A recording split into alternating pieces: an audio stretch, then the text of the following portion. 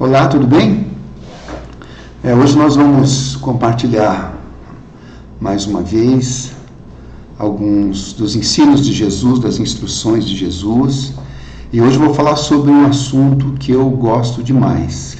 Hoje nós vamos falar sobre fé. Inclusive o título, dessa mensagem, dessa live é Tudo é Possível ao que crê.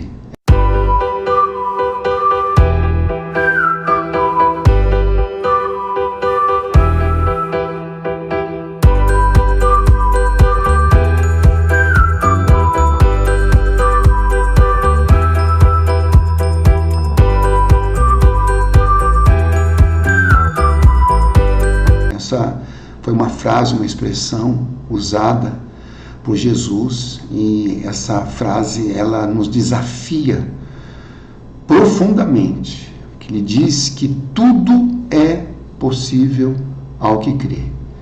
Então tudo, meu Deus, achei que tudo quer dizer tudo mesmo, né?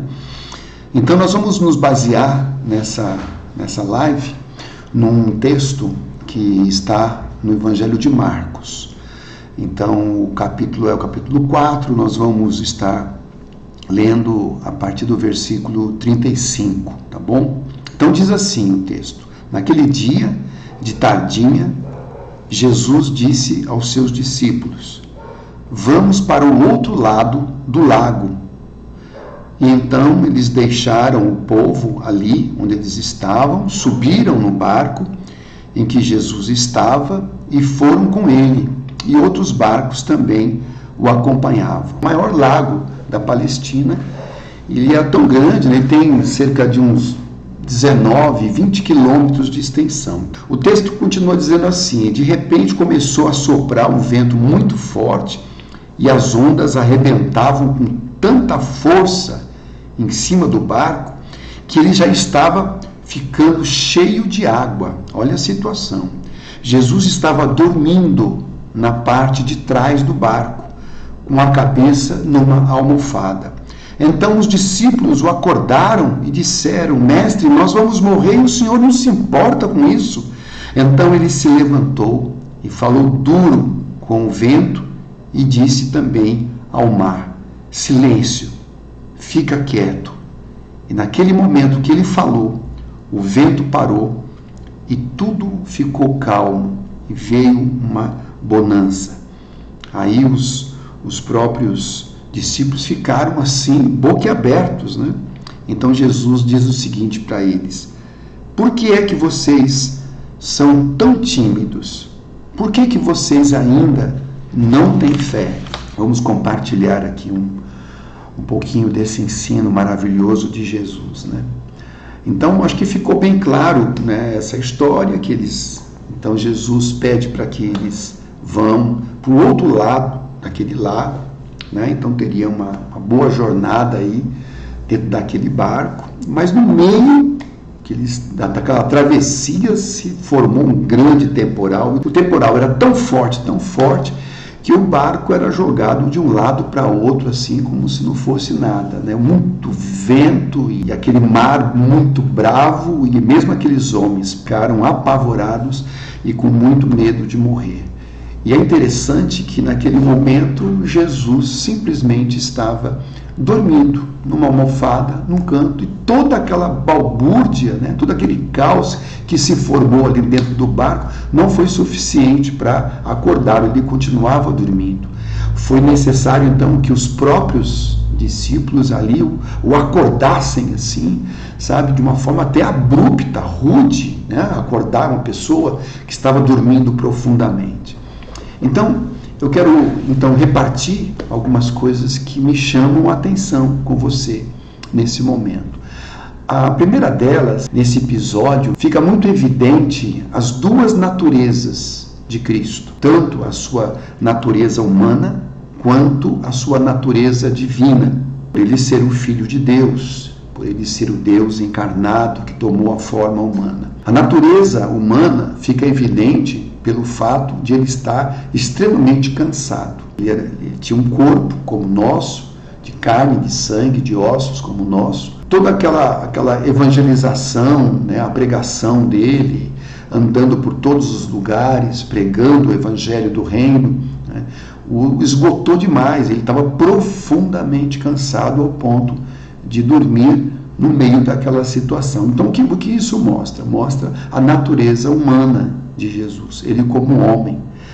E esse episódio, ao mesmo tempo, mostra a natureza divina, a maneira como ele falou com o mar, como ele falou com o vento. Ele deu ordens ao mar, ele deu ordens ao vento e se instalou uma grande bonança, né? Tudo cessou a ordem dele, mostrando, na verdade, que Jesus não é um homem comum, que Jesus realmente é divino. Ele é o Cristo que se encarnou, né? Ele tomou a forma humana, saiu da sua forma divina e tomou a forma humana. Por isso nós sabemos que essa natureza, essas duas naturezas estavam ali presentes na pessoa de Jesus Cristo. Olhamos tudo isso de uma forma muito diferenciada. Isso acaba impactando a nossa vida. Por quê? Se você pensar do ponto de vista da natureza humana, isso é maravilhoso. Deixa eu fazer um pequeno raciocínio com você. Você imagina, Deus, ele é um ser espiritual, ele é espírito, a própria palavra o descreve, a Bíblia o descreve como sendo espírito, essa é a natureza dele. Ele é o Criador dos céus, da terra e de tudo que existe. Ele é criador tanto do mundo invisível, porque existe o mundo invisível. Esse mundo invisível ele é anterior ao mundo visível. O mundo visível que nós vivemos, onde nós existimos, foi criado posteriormente, mas antes já existia esse mundo invisível para nós, né? Porque é uma outra dimensão, é um mundo espiritual, onde está Deus, onde está Cristo, onde estão os anjos, enfim. É uma outra dimensão diferente da nossa, mas essas duas dimensões estão muito ligadas, né, através da obra de Deus aqui nessa terra, que ele veio trazer o reino de Deus a este mundo. Isso é importante para nós. O que é importante para nós no fato de nós sabermos da humanidade de Cristo, de ele ser um homem como nós, de ser um homem de carne e osso como nós. Isso é importante porque você imagina o seguinte: Deus, o Criador, ele é espírito. Na sua divindade, na sua grandeza, na sua onipotência, eu vejo assim, como é que ele vai saber experimentalmente o que nós passamos aqui neste mundo, o que nós sentimos, o sofrimento humano, a angústia humana, o desespero humano, né? Todos esses sentimentos que nós sentimos aqui nesse mundo. Como é que Deus, na sua grandeza, porque ele não tem necessidade de nada, ele é autossuficiente, diferente de nós. Nós não somos autossuficientes, mas ele é autossuficiente.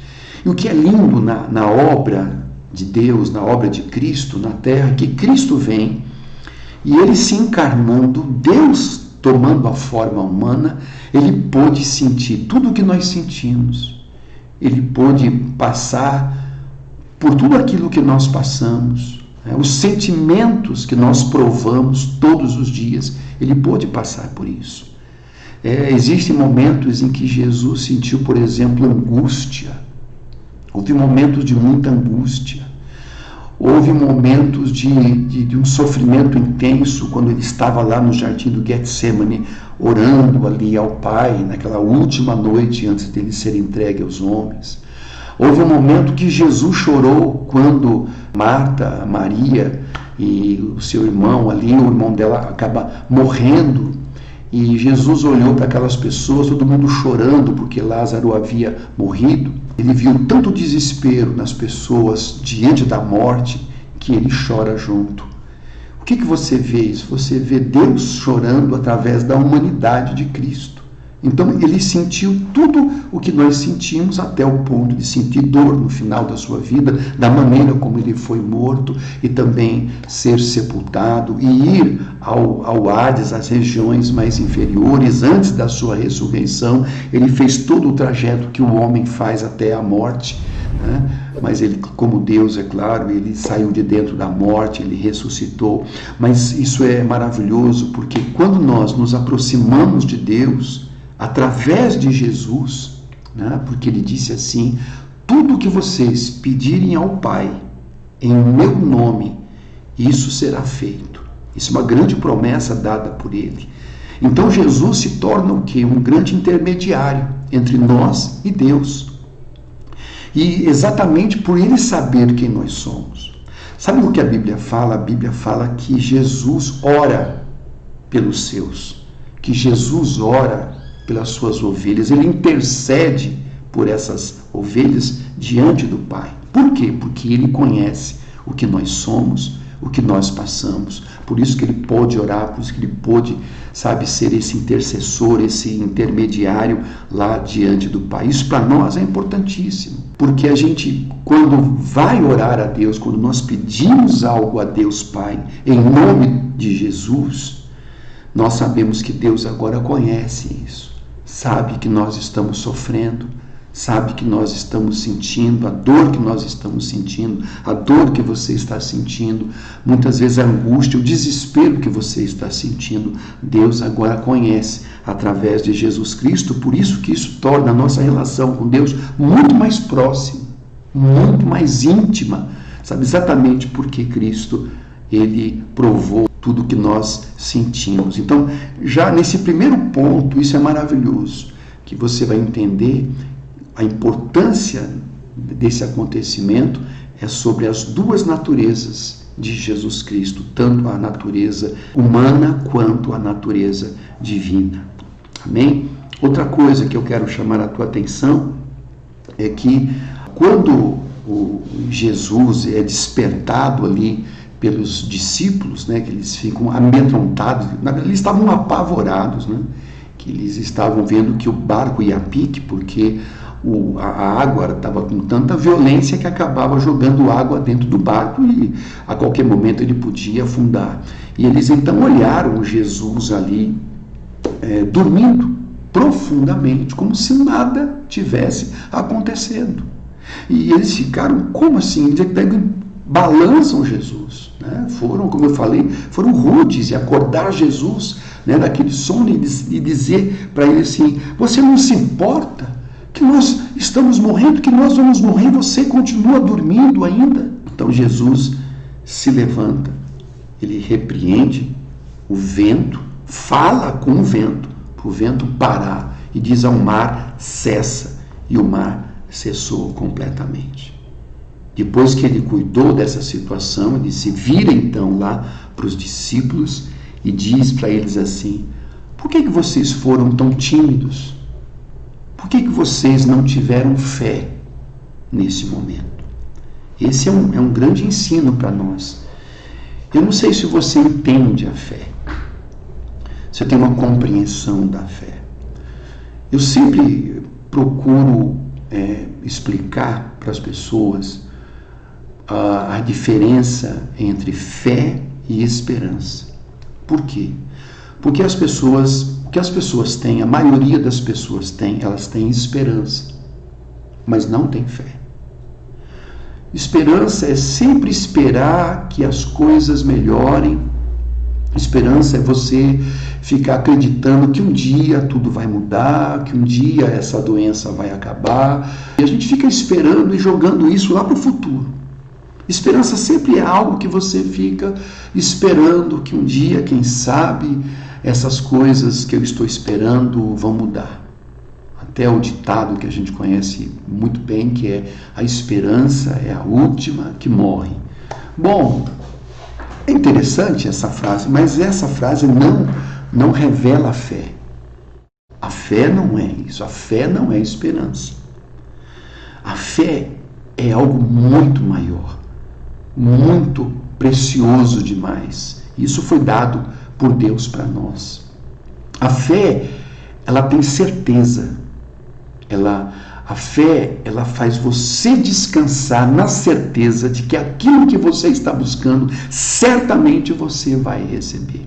A esperança não tem essa certeza. A esperança não tem. A esperança vai levando até onde você puder. Tem pessoas que morrem esperando alguma coisa acontecer, alguma situação mudar, enfim. Então eu queria que você nessa noite pensasse um pouquinho comigo para você não mais confundir a esperança com a fé. Porque por que Jesus repreende ali aqueles discípulos? Eles estavam num aprendizado, estavam aprendendo a ter fé, inclusive, e Jesus repreende, diz para eles: por que vocês foram tão tímidos?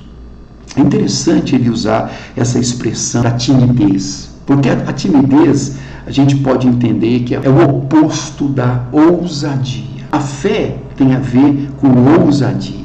O que é ousadia? Ousadia é um sentimento que nos dá coragem, um encorajamento especial, sobrenatural até, diante das dificuldades que se apresentam na vida, ou oportunidades, ou série de desafios. Essa questão é quando você toma uma decisão de crer. Quando você toma uma decisão de confiar em Deus. Então, qual era a expectativa de Jesus naquele momento? Como é que ele esperava que os discípulos reagissem naquele momento diante daquele caos que eles estavam vivendo?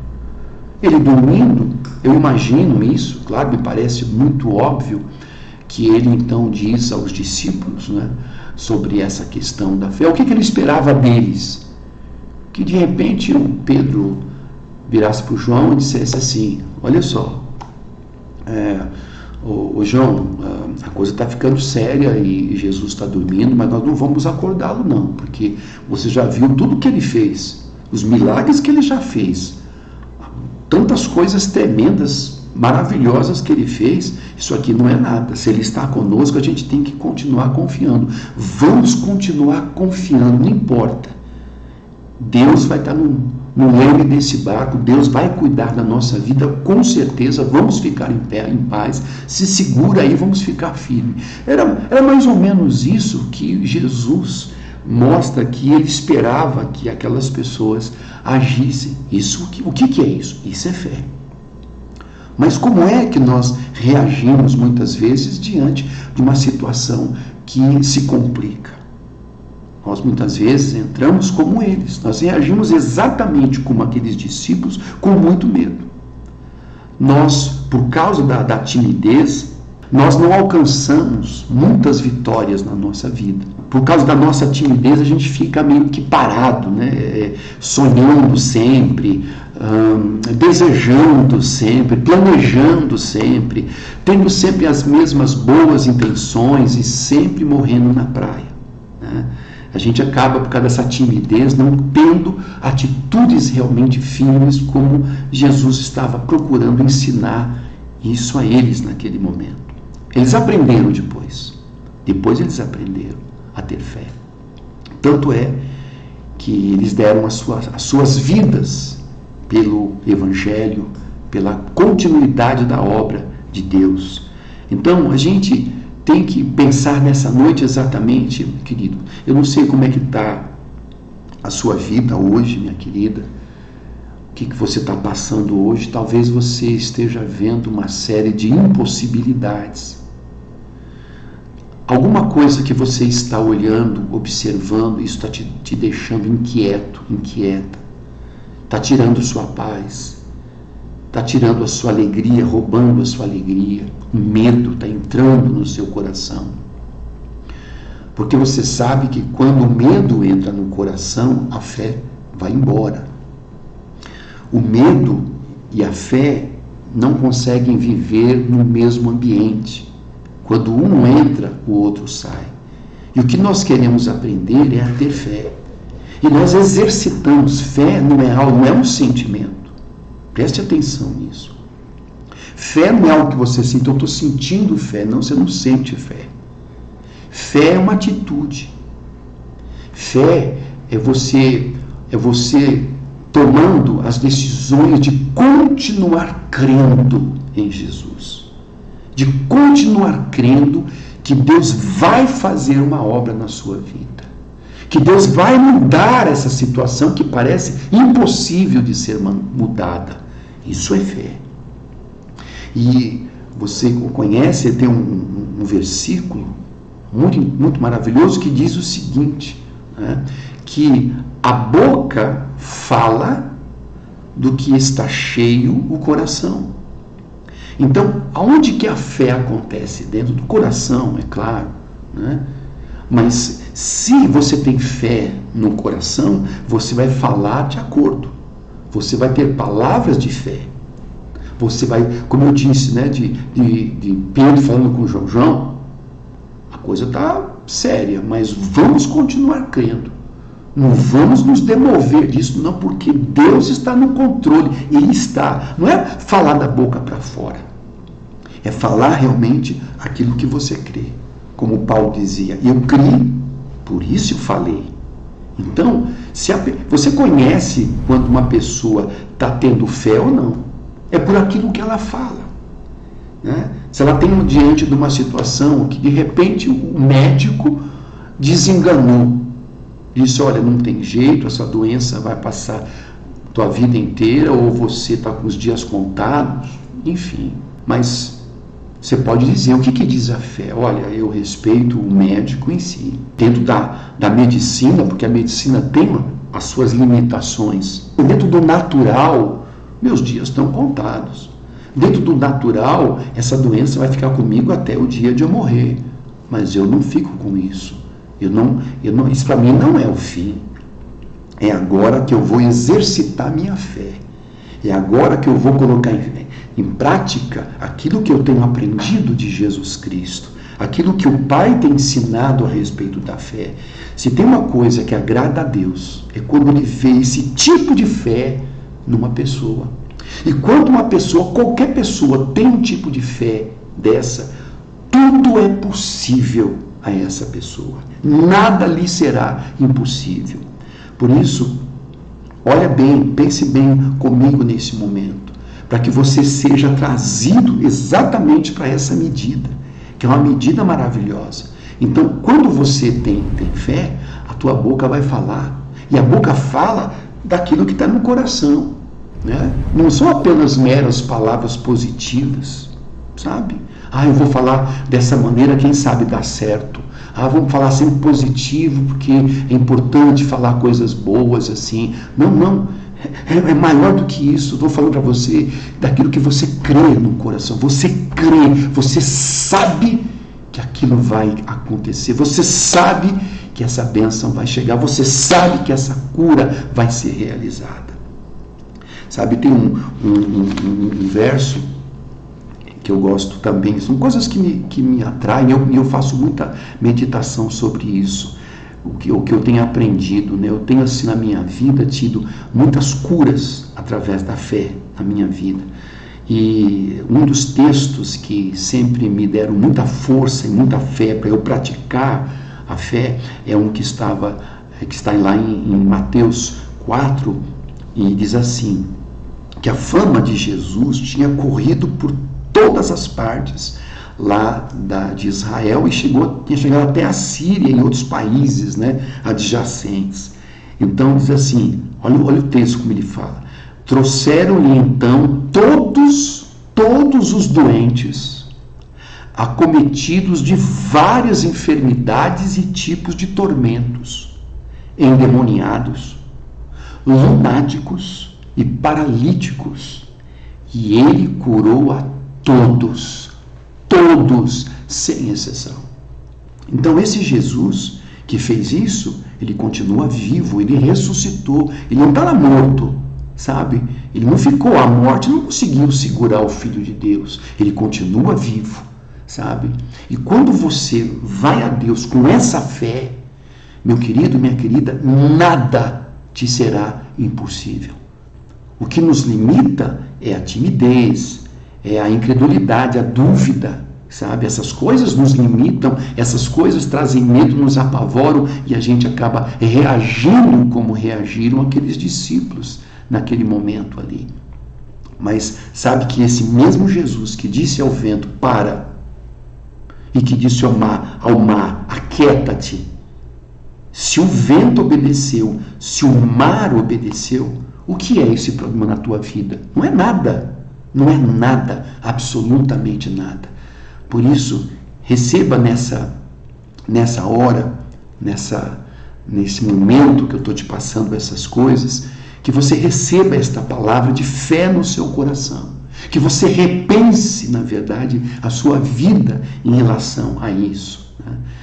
Você até hoje não viveu apenas com esperança, agora é tempo de você deixar a esperança. Não para não deixar, a esperança tem o seu valor também, mas você começar a viver pela fé. Eu não sei qual é o teu problema hoje, eu não sei qual é o teu sofrimento hoje, qual é a angústia mais profunda que você tem na sua vida. Eu só sei de uma coisa: Cristo pode mudar tudo isso se você crer. Porque Ele disse, tudo é possível ao que crê. Que Deus te abençoe com essas palavras e que isso fique gravado no seu coração e nasça dentro de você algo novo, uma fé que você nunca conheceu, mas que a partir de agora vai trazer grandes milagres para a sua vida, para a sua família, em nome de Jesus. Amém? Fica com Deus.